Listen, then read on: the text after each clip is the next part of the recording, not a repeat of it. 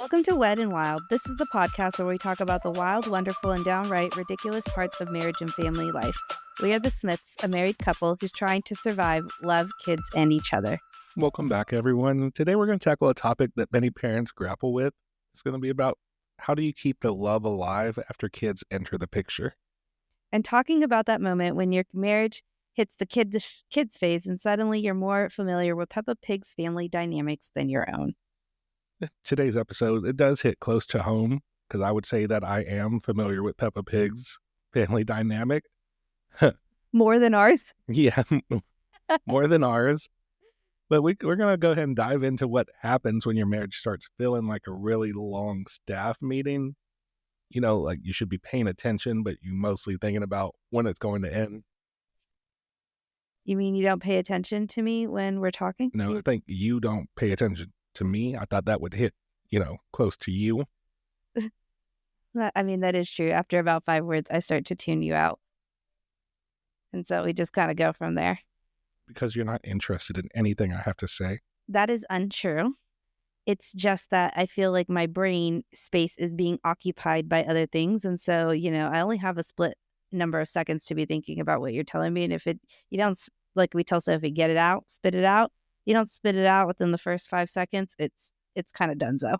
Well, good thing we're doing this episode today, because maybe you can rekindle that listening, that love to listen. I hope so. So let's get into it. We found this article that basically called out every married couple with kids, and we need to talk about it because between the sleep deprivation, although we are no longer in that phase, but yes, thankfully, but we are in a toy strewn all over our living room floor. It's a battlefield phase. Yes, there might actually be some hope for us. Yeah. So this article that she's talking about, it perfectly captures the moment that you realize that the marriage has entered what's called comfortable shoe phase. It's kind of like being out of the honeymoon phase. What's the opposite of the honeymoon phase? But not honeymoon phase? Oh, there's not an actual word for it? I mean, there probably is. I don't know it. I don't know. Okay, well, it's when you're not in the honeymoon phase anymore and life really settles in. You stop trying to impress each other. You're basically going through the motions, right? I guess you could say like going through the motions and or just, monotony of day to day. Like you just get in a routine. Yeah. It's like no romance. You're like, okay, I know I have to do these things today and that's it. Yeah. That's life. I wake up, I go to work, I come home. Like just that routine. Yeah. And you kind of like. But together. Yeah. And you get like, you stop doing things that you used to do. Like do. Date nights. Yeah. Or like dressing up for dinner. Yeah. I dress up still, don't I? I mean, I don't like dressing up. Do I still dress up? I don't know. It's serious question. Do I still dress up or do I not? I don't know. We've been together 10 years. I still don't know what you consider dressing up.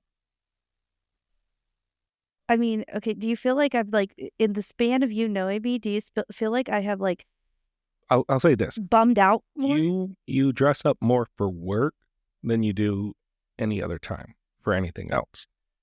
But I don't like go out hot messing, like looking like a hot mess. Like if you and I are going to go to dinner, I don't like when we went to just last night or Saturday night.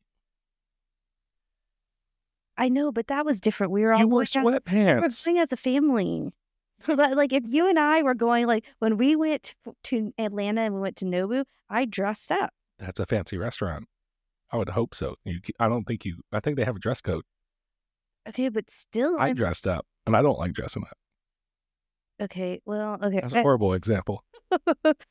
Horrible. Okay, I mean, like, I still, like, I beat my face and do my hair, even if I'm going to, like, You do that every day. I know, but, I could, okay, I guess this is not a good argument. I'm just trying to figure out if you feel like I'm more of a bum now or not, but you're clearly you're trying to tell me that yes, I'm a hot mess. I got it. Anyways, this article talks about how this couple basically become co-managers of tiny humans and how that's been their day to day. Yeah, I mean, it's like I said, we basically went from like romantic partners to co-managers of the children, basically. And according to the article, it's a common phenomenon, say that couples basically turn into really inefficient project managers. Yeah, and I don't know. I think it's interesting. When I read this article, I didn't immediately be like, oh yeah, that's me and Bae. But I think there's definitely times where we go through phases of that. And there are times where like it's like, oh yeah, we're really great. We've prioritized our marriage. And then there's times where it's like, oh no, we're back into the like routine of things. Yeah. I feel like that's probably common for a lot of couples. I mean, we can talk about what actually changes, and first would be communication. Yeah, like having conversations that may or may not be kid appropriate in front of kids, or maybe avoiding conversations because we are constantly in front of kids. Yeah. Or just, yeah, like you said, avoiding conversation, just not talking about anything. Or just not, I would say, like with you leave out a lot of information. Not intentionally. I always have to ask you, what do you mean by that? What does that mean? Every time. Because you'll say like a 3-word sentence. I'm like, what does that mean? This could mean like 4 different things. And if I just take it upon myself to do it and I'm wrong, then you're mad. Well, yes, I would acknowledge that I do that. I don't do it intentionally. But yes, that has become a part of it. But I think a lot of that has to do with, and I think the next thing we're going to talk about is emotional bandwidth. But I feel like oftentimes what ends up happening is there's a lack of communication because you have reached your emotional capacity, or your cup, it's not your cup is full, but you're overstimulated. And I feel like I use that word a lot, but that's truly how I feel like it is. And it causes your communication to break down. You need an outlet. Yeah, that's why we're going to talk about that. But I think they talk about like what actually like the article talks about what actually changes, and a lot of it is a lack of communication, and it's due to emotional bandwidth being at capacity. Basically, you're a emotional internet explorer. Yeah, and you just like it causes you to process a little bit slower, but I think it also causes, at least for myself, I don't know about you, but it causes me to be So more. you in general, we can use the Internet Explorer example. You're basically like Google. Like, you're a search engine, so you're always typing something in there Yeah. that's going into your brain. Oh, for sure. One thing after another, going. Just search. Yeah, there's never a pause. Like, it's always like, okay, what do I have to figure out next? Like, even right now, let's use tonight as an example. Came home, I helped you at dinner. We got everybody ready. I laid on the couch for a little bit, scrolling TikTok with you. And then the kids had to go to bed. And as soon as the kids were done, I was like, okay, now we got to prep the birthday stuff. And then we had to do this. Then we have to sit down for the podcast. And then it's like always the next thing that has to happen. And did you notice that becomes tiring? Did you notice everything was with me? Yeah, I did notice that. I have been appreciating you. No, I'm not saying more recently. I'm not saying that. I'm not saying that. I'm saying that I'm going through the same things. Yes. See, you don't ever acknowledge that part. Well, that's because I often feel like I don't see you during the week. So, when it's like, what's that saying? Let's, What? The saying is like, if it's not right in front of your face, or like it doesn't slap you in the face, you don't see it, or like, you know. Have you ever heard of something like that? Oh, well, I'll have to Google this. Google. Here we go. I'll have to Google this this saying, but I feel like because 4 days out of the week I don't see you, so it's like out of mind, out of sight. Like, oh, I don't see him. He's not in here with me to the day to day, so he doesn't feel the same thing. And but also you don't communicate those 4 days out of the week. What do you mean? Tell me more. How often do you talk to me? Via text all the time. No. Yeah, it just depends on what's going on. Define your all the time. That could be a broad definition for a lot of different people. All the time could be like literally every minute, every hour. Oh, absolutely. Exactly. That would drive me fucking bonkers. Who would want to do that? Exactly. It would at least talk to you. There's probably at least 30 text message exchanges that go through on the day to day. I wouldn't say that. Let's count them. You're saying, so for 4 straight days, is 30 messages a day? Yeah, it depends on the day, but it depends on how busy you're at work and what I'm doing, and then you're always like, okay, do you answer my question? How about this? How many times do you ignore my messages? Oh, I ignore them sometimes. All right. A little bit more often, because here's the thing: emotional bandwidth. I get home and I just want to decompress for a second, and I have kids yelling at me and things like that. Okay, but this is a solution, the communication part. Yeah, but I also feel like sometimes communication shouldn't happen via text message. But here's what I think. If that's your only way of communicating for 4 days, then you have no choice. That is true. What frequency of communication would you appreciate more? It's not about a frequency. Okay. What type of communication would you want more to happen? Like acknowledgement, I guess. Acknowledgement, like what? Basically being ignored. What do you mean? Any kind of being ignored. You're so dramatic. You will leave me on red. It's not like you don't even see the message. I freaking hate that new iPhone update that tells me when I read your message. My own wife will leave me on red. So anyone else, don't feel bad that you get left on red by anyone that you're trying to date. At least I'm not ghosting you. I eventually respond. Because when you're married, you still get left on red. Doesn't matter. Okay, but the article does suggest some solutions, though, that don't involve like couples therapy or faking your own disappearance. Or leaving your husband on red. Yeah. It's always good to have options. But the first suggestion of it was to do regular check-ins. It's crazy. That aren't about kids or logistics. Just hey, how are you doing? Okay, you know what? Like, there's a thing called schedule send on text messages. Regular check-ins. That's crazy. Just to be like, hey, what's up? That's it.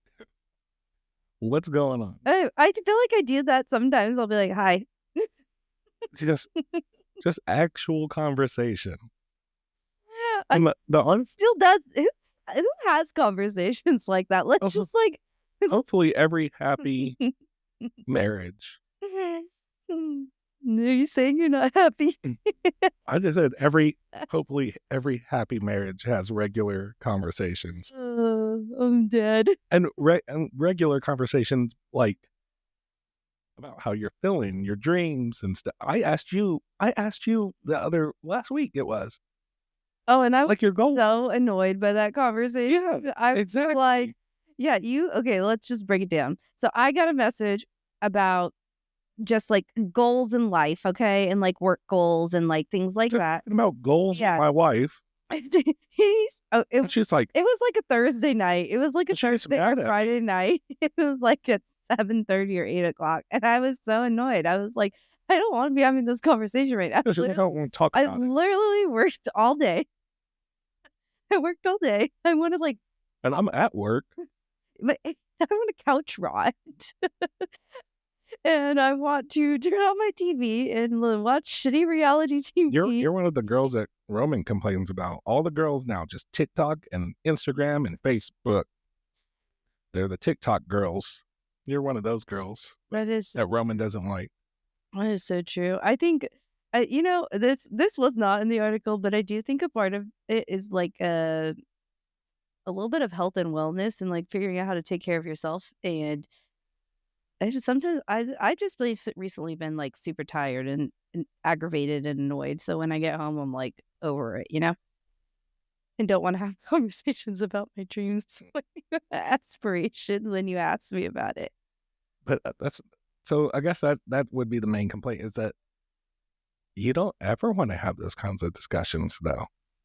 Like if you're wanting to talk, it's about the kids or what were you gonna do, or like you don't ever want to just talk about regular like people conversation. That's not true. That's not fair to say. I think I just don't. There's just times that I will be more apt to engage in those conversations than not. And during the week, I definitely do not want to engage in those types of conversations. Catch me on a Saturday or a Sunday after I've drank 2 cups of coffee with some sugar, and I'm So then, good to have those. what do you think will work for us? I think a couple things. I do think being more regular at check-ins, but not we have a weird schedule. So I just like we have to acknowledge that, and I think our weird schedule. So are you saying it's okay to not talk No, for a day? no, I'm not saying it's okay not to talk for 4 days, but I do think regular check-ins should happen in person and not necessarily via text messages all the time. And so I don't see, and I don't feel that way. I just feel like a check-in's a check-in. or like a hey, how's it going? That can be handled over a text. Yeah, that can be, but like things about like your dreams and aspirations should not be handled over a text message, in my opinion. I mean, for me, it is what it is, considering the schedule. Yeah, I agree with that. I think the other thing we You just could disagreed with me on that. this was an example of me not listening Yeah. to it. We just talked about it for like 5 minutes straight on how you disagreed, and now you just like, okay, yeah, I agree with that. Okay, I don't agree with that, but let me go back. Let me listen to what you said. Um, but I do think one of the other things that we need to get better at is scheduling date nights. I think it just becomes a little challenging since we only have one person that can really watch our kids here. But I think we do a good job of like finding shows that we like to watch together and prioritizing time that way. So I think that is something that we should continue doing because I think we go in waves. Yeah, but then sometimes you like to watch your own shows. I would guess. Majority of the time. Yeah, or sometimes you like to go upstairs and play your games by yourself. Or you won't complain if I go up and take the TV away. But No, because I'm playing a game. Yeah. So, what do I care about the TV? Yeah. So I do think that. But that's why I ask you to come upstairs to hang out with me. Yeah, I know. And I'll go often. But I think one of the other things that we maybe should do better job at, because what will end up happening is like, so for example, one of the things that we like to do is watch TV shows together, and we have certain shows that we'll watch together. But oftentimes it's like you sitting on your game, multitasking, and me watching the show. So maybe what we need to do a better job at is when we do that is that we actually sit together and watch the show instead of like you doing one thing and I doing another. Remember the movie that you're supposed to be watching with me that I don't want to watch? How's that going for us? It's not going. Oh. I'm at least because I at least sit down and watch your shows with you, like without doing anything else, just solely watching your show. Yeah, go ahead. No. Your Housewives. No, when's the last time you sat and watched a Housewives show with me? Last week, when I sat on the couch and watched the show while you were in the recliner. What did we watch? Married to Medicine. You didn't sit in. No. Yes, I did. Because the dudes were gonna fight on the beach. Yeah, you playing your game though, bro. No, I wasn't. I was sitting in the chair. I was not playing a game. See, she don't pay attention. She can clearly just look over, doesn't have to move or anything, just look to see that the screens are off. I don't remember that. I might have been half asleep, but yeah, those people did almost fight.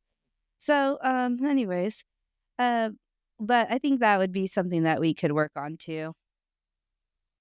Have one, I can commit to regular check-ins, and I think we could commit to not multitask. I think you could commit to not multitasking when we do stuff like watch shows.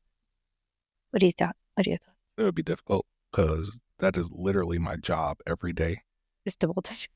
I can't. You've come in I know I can't do that. It's like I have no idea how you function like that. So multitasking every minute of the day it's something I'm good at. So it'd be difficult for me to just completely not do it. You know, one of the other things we did, and I feel like this is probably good to share with people because I think we enjoyed it, and you can tell me you did it. But we there's like a lot of couples games out there, and we have quite a few of them that we will occasionally play where it like ask us questions and things like that.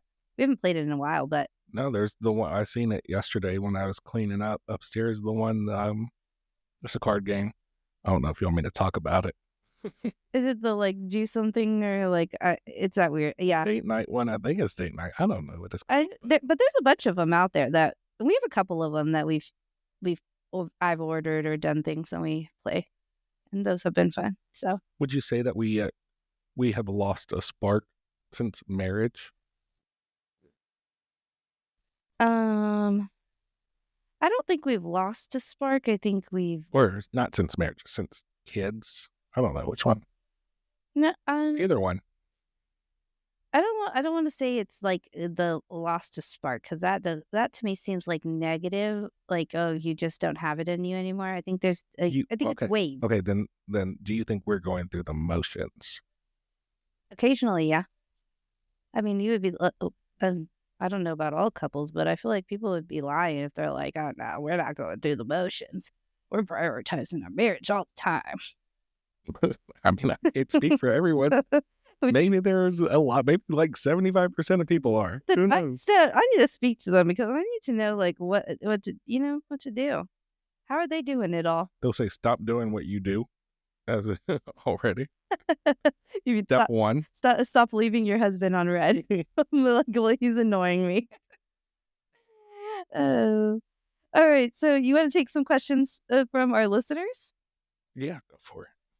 All right. So the first question is, how do you maintain intimacy when you are basically running a small dictatorship? Do you want to answer that? No, I'm posing that question to you. How do we maintain? No, yeah. How do you maintain intimacy when you're basically running a small dictatorship? They're asking for advice. So what advice would you give them? Not what do we do? What advice are you giving them? I mean,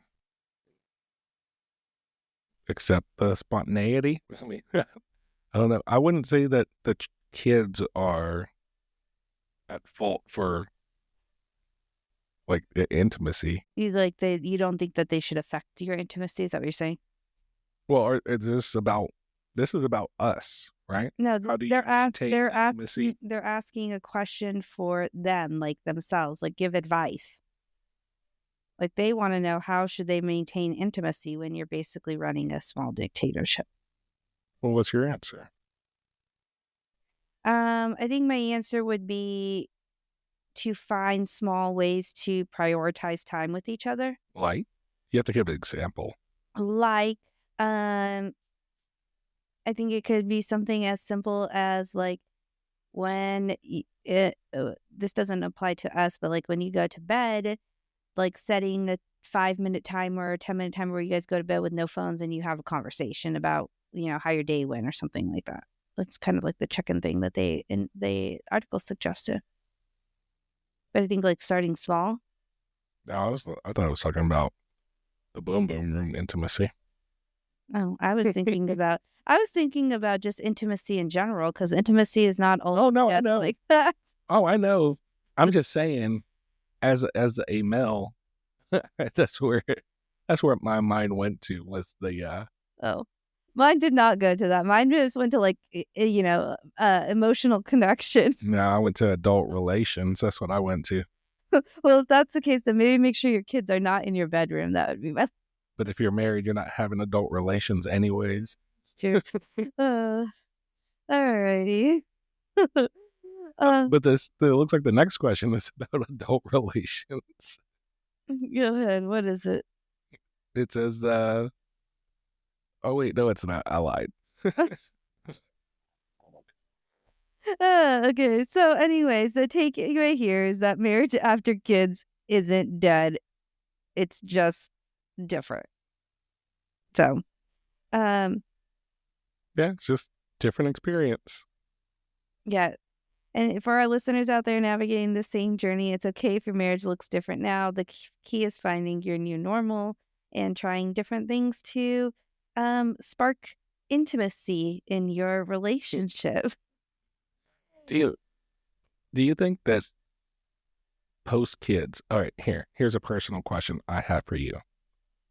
After the girls were born, did you feel that I felt I was less attracted to you? Oh, yeah. You did? Yeah. Why? I think I just tell myself that I'm ugly. Was it? Yeah, it's like self-talk, yeah. Um, You know, I used to be like, you know, have a nice body, work out after. oh my God. No, got a lot of that. I'm just kidding. Yeah, I think that's just like a natural part of I tell myself all the time, sometimes that's, I'm disgusting. Oh my God. James doesn't like me anyway. I'm just kidding. But really. All right. Any other last minute thoughts before we wrap it up? No. You gonna say why we missed out on 2 weeks? We didn't prioritize our time. So yeah, we've missed 2 weeks of podcasting. 1 week we went out of town, and I said, "Hey, we should podcast before we go." And you were like, "No, we don't need to do that."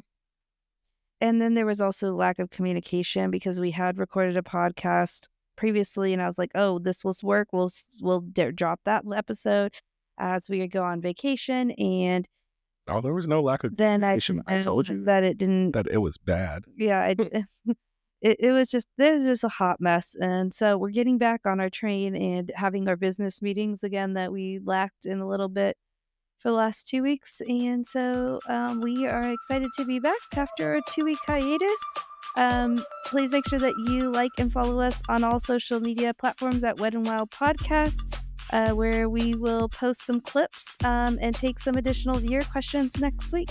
See you all next week. All right, bye.